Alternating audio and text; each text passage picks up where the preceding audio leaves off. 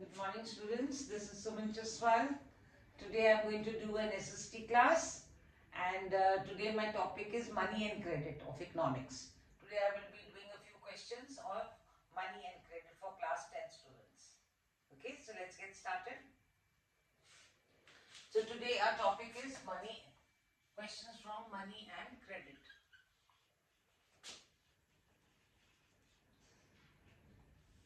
That is of economics for class 10th. Okay, now my first question is that how does the RBI, what is RBI? Reserve Bank of India. How does the RBI supervise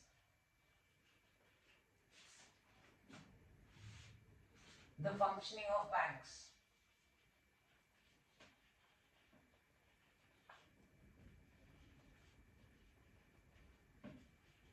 How does the RBI supervise the functioning of banks?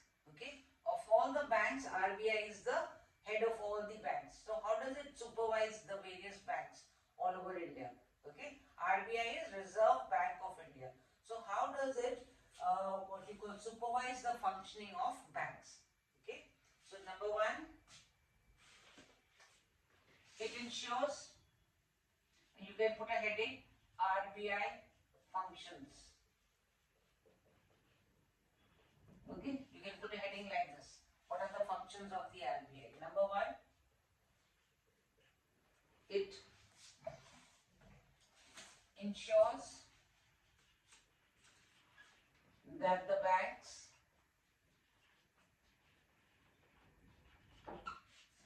keep a certain percentage of deposit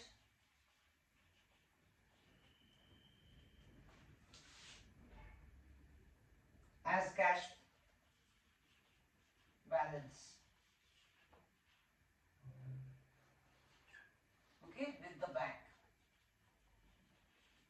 Every bank has to keep a certain percentage of reserve money in the bank so that we have deposited our money. Okay, at some other time we might require to withdraw it. So the bank cannot say there is no money in the bank.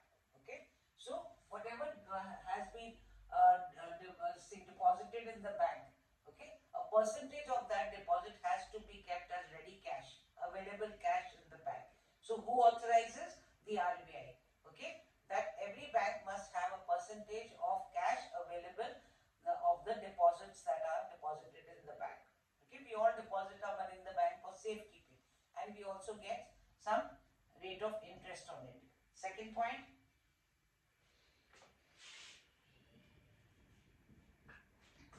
it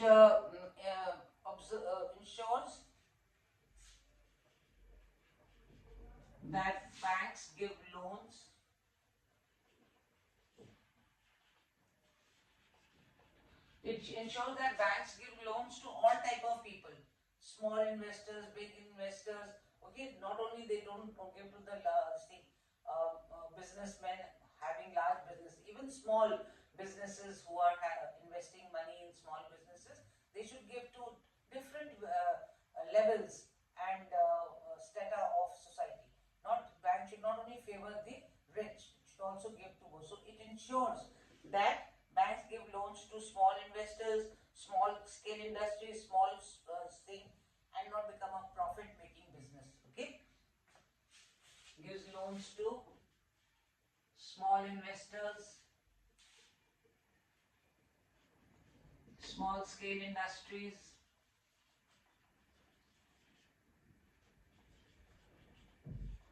like small scale industries, cottage industries.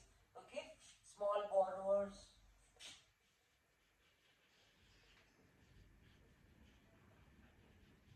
And not only to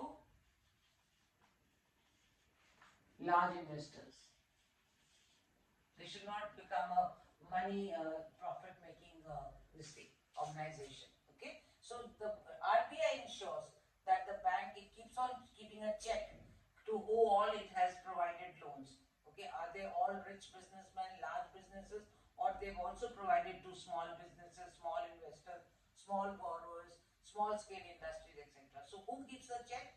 RBI. Next, a report has to be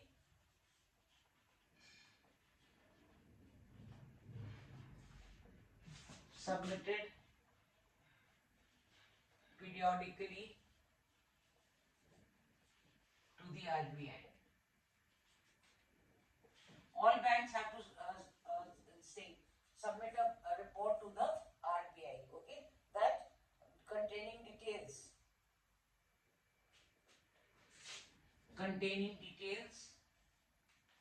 like loans to whom, rate of interest, how much, etc. Okay, so every bank has to submit periodically a report to the RBI containing details of loans to whom they have given, how much rate of interest they have charged, etc. Okay, so this is the next point. Next one.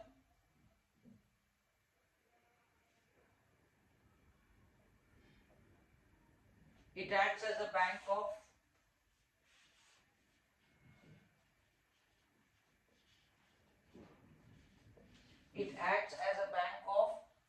clearance, settlements and transfers. Clearance, settlements and transfers. So this is a long question, 3 to 4 marks. Okay, it can be a 3-mark question or a 4-mark question, and it's an important question. What are the functions of the RBI? Or the question can be, how does the RBI supervise the other banks? Remember students, questions in SST are different, but answers are the same. Only you have to understand the question. The question can be asked in a very twisted manner, okay, in a different manner, trying to confuse the student. But answers are all the same. So what are the functions of the RBI? Is a simple straight.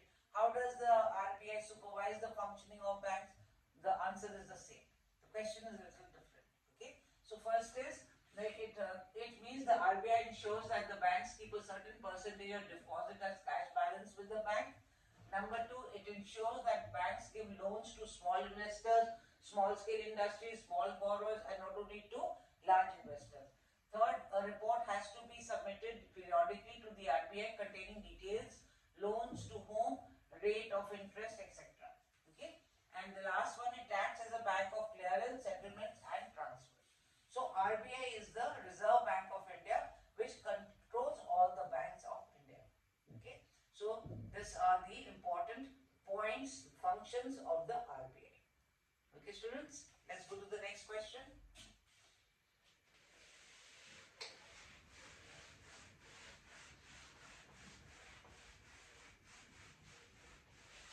The second question is difference between formal sector. This we will do in the form of a table. Formal credit sector and informal credit sector. Credit means loan. So there are two ways of taking loans. One is the formal sector and the other is the informal sector. And in this way we can learn the difference by making a table. Okay, the difference between formal sector and the informal sector.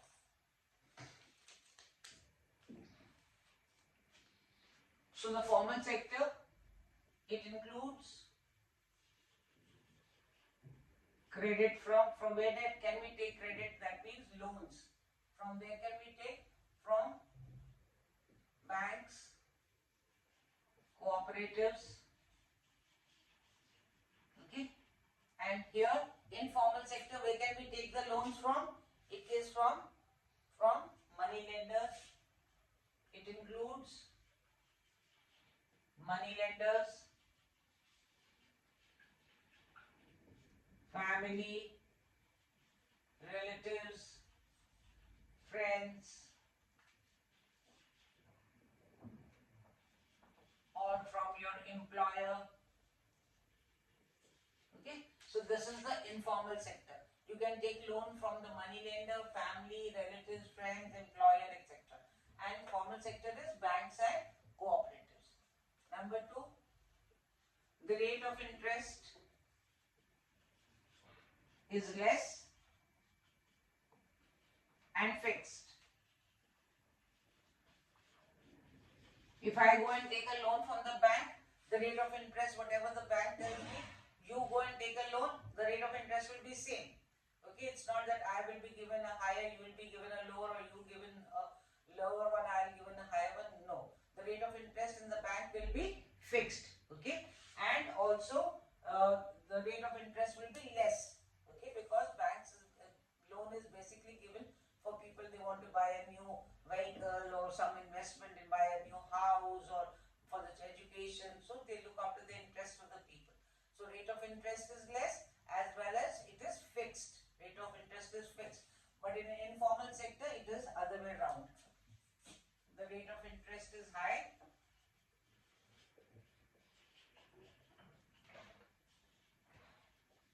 and not fixed.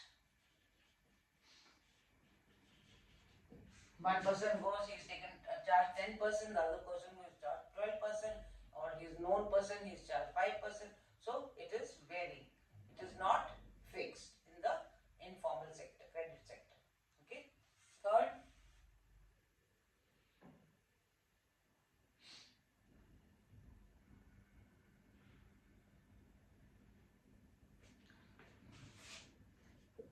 people can fulfill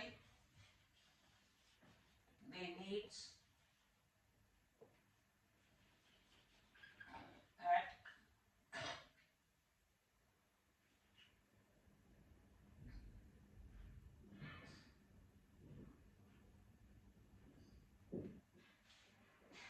people can fulfill their needs easily. Okay, you take an EMI, you take on interest, you take a loan, and slowly you keep on paying back in 2 years, 3 years, 5 years. So easily people can repay when you take a loan, you have to repay it back. Okay, so it can be easily done because the rate of interest is less and as well as it is fixed, and you get a long period of time, 2 years, 5 years, 3 years, whatever. But here people fall into a debt trap. This debt trap, because the rate is high and they are not able to pay back the thing, and they keep on paying the interest, and the principal amount which they have taken, they are not able to take back. So slowly they fall in a debt trap. They are not able to return and the rate of interest is so high that they are not able to return the loan. So they fall into a debt trap. Okay. Then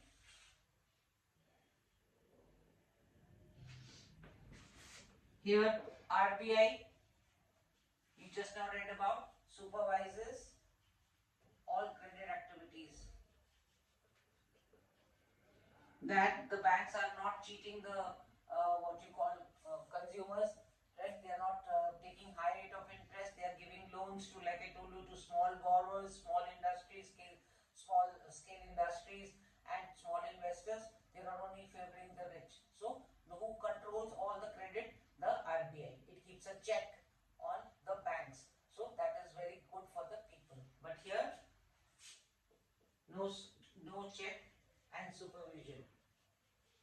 People are at the mercy of the money lender. There is no check and no supervision. Whatever the money lender has said, the people have to pay that. Okay?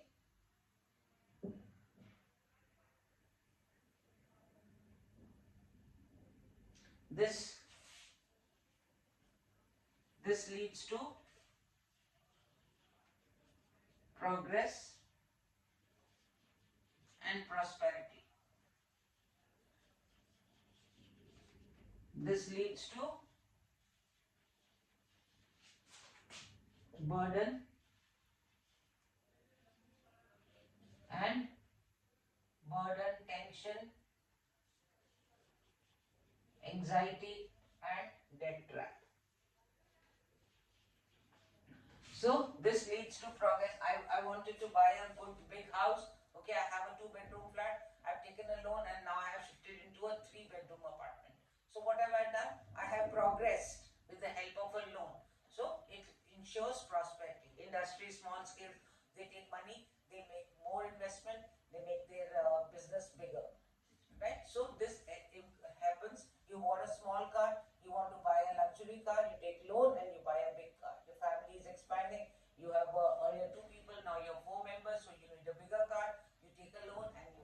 So this leads to development and progress in the formal credit sector because you are taking loan at very affordable prices. But here you are falling into tension. You are not being able to pay back. You got anxiety. You got burden, and you are falling into a debt trap. So this is the difference between a formal sector and an informal credit sector. First is, I told you, it includes credit from banks and cooperatives. It includes credit from money lenders, family, relatives, friends, employer, etc. The rate of interest is less and fixed. The rate of interest is high and not fixed. People can fulfill their needs easily. People fall into a debt trap. RBI supervises all credit activities. No check and supervision in the informal sector. This leads to progress and prosperity and development. This leads to burden, tension, and debt trap. So these are the way differences between formal credit sector and informal credit sector. Students, I've always maintained, and I always say again and again, please learn the differences in the form of a table. It becomes very easy for you to understand as well as learn. Okay, whatever is said here, the opposite is said in the informal sector. So it becomes very easy to learn. This is here supervision, here no supervision. Here the rate is high, less, here rate is high. Here rate is fixed, here rate is not fixed. Okay, so in this way, both are learned very easily, and that really helps you to memorize also, and good for you to learn for your exams.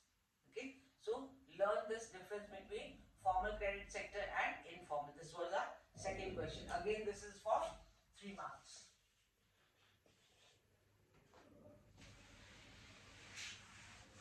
Our next question.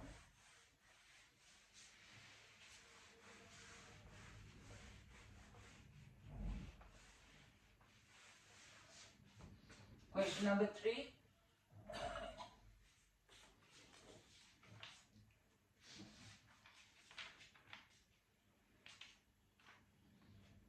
What are the terms of credit? If you want to take a loan from the bank, what are the terms? Credit, again I tell you, is loan. What are the terms of credit? When you take a loan, what all things you need to fulfill? Then you go to the bank and you say, I want loan, they'll give you? No. You have to fill the terms that have the requisite eligibility to take a loan. Okay? Whatever the norms or rules the bank has set up, you have to follow them. So what are those rules? That is the terms. You want to take a loan, you want to take credit. So what all you have to fulfill and give to the bank. Number 1,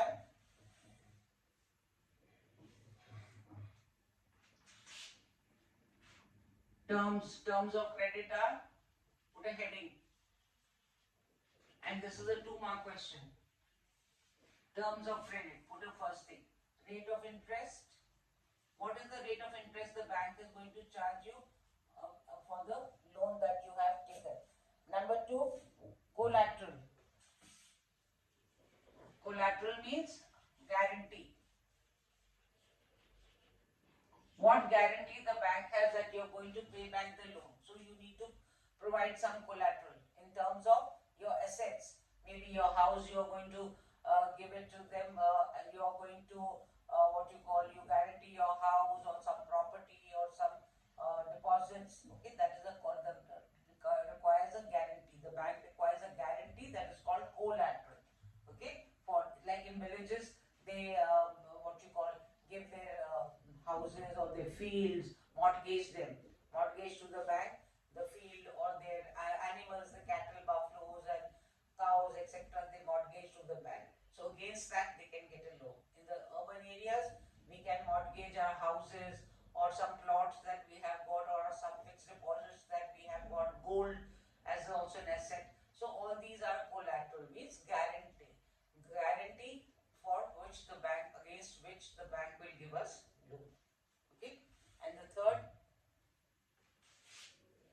documentation required. Though we have become digital these days, but still a lot of paperwork is done. Okay, a lot of paperwork is done. We have to give some affidavit, we have to prove some identity proof, so a lot of documentation is required which we have to complete. Okay, so documentation required. And the last one is, what is the mode of payment?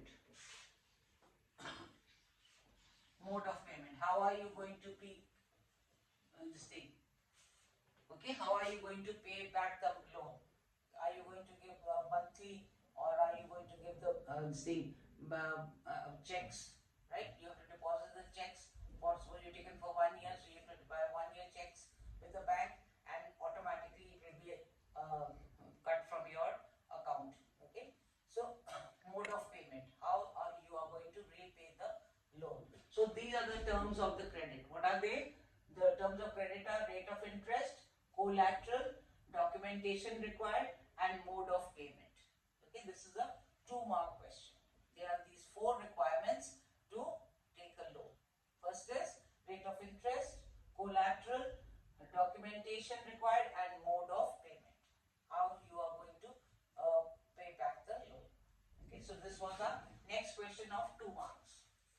What are the terms of credit? Is it clear, students? Let's go to the next question, question number 4. Today I am doing only money and credit of economics. Okay.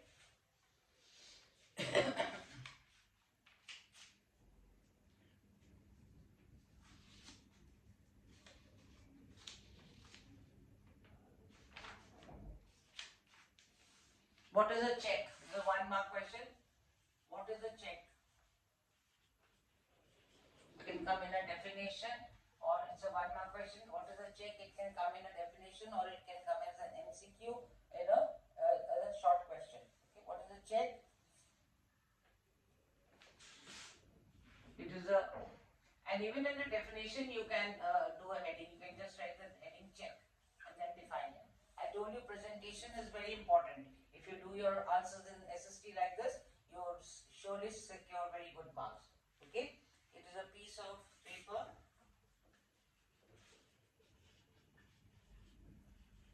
instructing the bank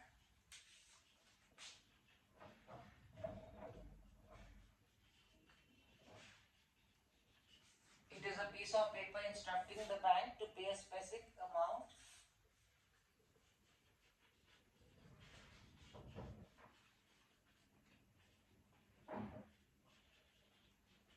from the pays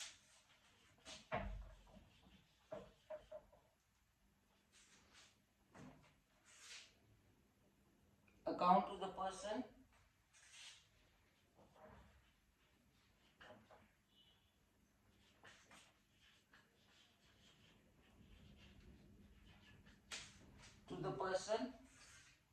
in whose name the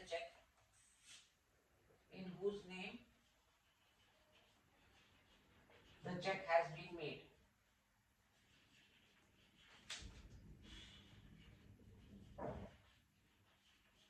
So it is a piece of paper instructing the bank to pay a specific amount from the person, right? You easily write from a person's account to the person in whose name the check has been made.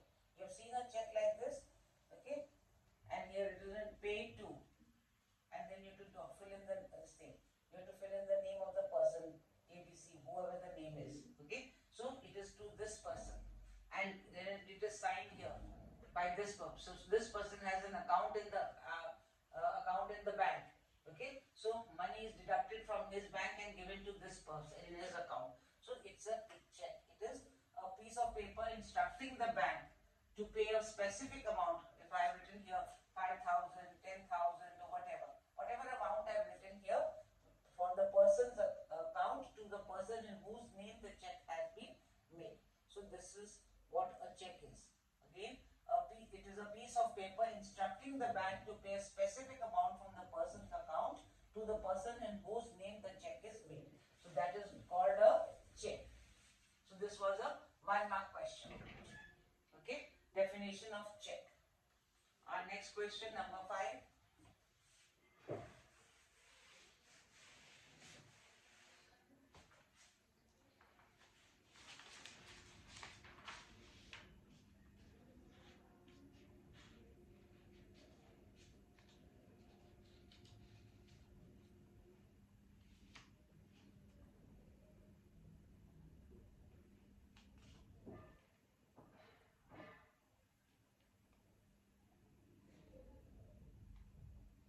The modern currency,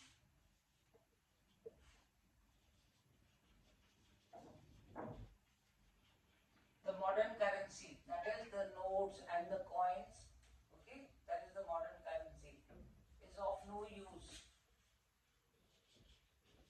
on its own, or no use or no value. Okay, the note as such is no value, but still it is considered of its own as a commodity. Why is it accepted as money? Why is it accepted? This is, he is talking about in earlier times. Why is it accepted? Earlier times the coins used to be made of gold and silver. So even if the gold has its worth. The gold coin is made of gold, so gold's worth, silver worth.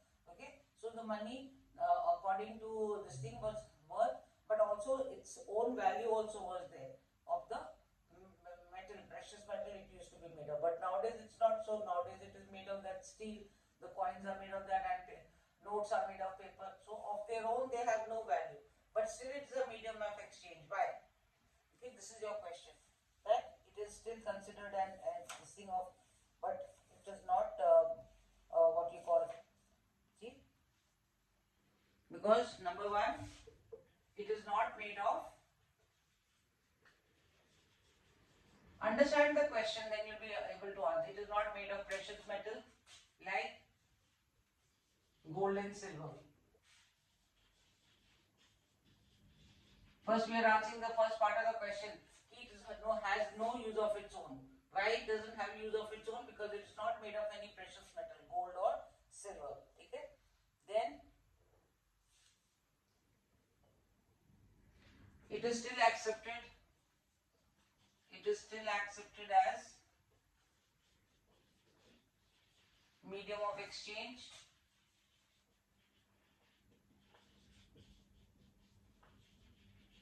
Because it is authorized by the government, okay, because it is the currency,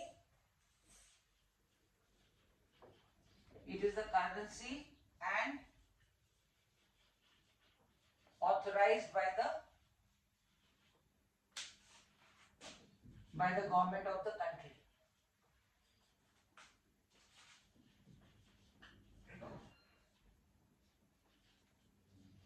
So second point is that first, it is not made of precious metals like gold and silver, so it answers the first part of the question, that it does not have its own value. Second, it is still accepted as medium of exchange, though it doesn't have its own value. Why? Because it is the currency of the country and it is authorized by the government. Okay, so you have to accept this as money. Okay, because it is authorized by the government. You have seen on the notes there is a signature of the governor. Okay, so and it is this thing made in our own mints. So the money is authorized by the government. So nobody can. And non-acceptable. Non-acceptable means a person who does not accept this money is an offense. He is liable to be punished. Okay, because it is the currency of our country. Okay, rupee is the currency of India. So it is a medium. So the question was that what the mode of the modern currency is of no use of it on its own. Okay, it is of no use on its own. On its own, there is no value of the note and coins. Okay, why is it still accepted? So first thing is, it is not made of precious metals like gold and silver, so that it doesn't have any value of its own. Secondly, it is still accepted as medium of exchange because it is the currency of the country and authorized by the government of the country. And non-acceptable, if the person who doesn't accept this currency, then he is liable to, it is an offense and he is liable to be punished. Okay, so this was a 2-mark question. So see, if you write your answers in this way in the point, okay, and you write them down, it's very easy for you to learn also. And you're answering, when a question is asked, the parts of the question you're answering, each part you're answering, so definitely you will get your full marks. Okay, so don't go here haphazard, go in points, go systematically, and you will get marks. So it is not made of precious metals like gold and silver, so it has no value of its own. It's made of paper and coins are made of steel. It is still accepted as medium of exchange because it is the currency of the country and it is authorized by the government. And non-acceptable will be it is an offence and liable to be punished. So simple. So this was our last. Today I have given you 5 questions. Which are those? Why does the RBI supervise the functioning of banks? Number 1. Or what are the functions of an RBI? Questions are different but answer is the same. Second question, difference between formal credit sector and informal credit sector. This I explained to you in the form of a table, so that easy to learn and write it down. What are the terms of credit? Okay, I told you the 4 terms of credit: rate of interest, collateral, mode of payment, and also your the terms of credit I gave you. And then is what is the check, and then the modern currency is of no use on its own, no value. Why is it accepted? Okay. So I gave you these 5 questions today of money and credit. There are some more important questions. There is an important question of SHGs, self-help groups. Okay, learn as what are self-help groups. Okay, the question number 6, self-help groups. This is also one important question. It comes in the form of a short note. Okay, you know, in rural households what happens? Women, they want money. Okay, rural households are poor and women are not earning. They work on the fields, on their own fields, or they are working at home, so they require money for, you know, some functions, some festivals, or for requirements in the house. So what the ladies do, whatever money they get, they pool in the money. Okay, and they, like a kitty, like in the towns and cities we do kitty. So let's take an example. Everybody puts 100 rupees. So if there are 10 ladies, it becomes 1,000 rupees, 10,000 rupees. So 10,000 rupees is a big amount, and then that money is given to one lady, and then she can fulfill some needs of her house. So slowly these women have started like that, these self-help groups, and they started increasing in number. 10 became 20, 20 became 30 and 100 and so on.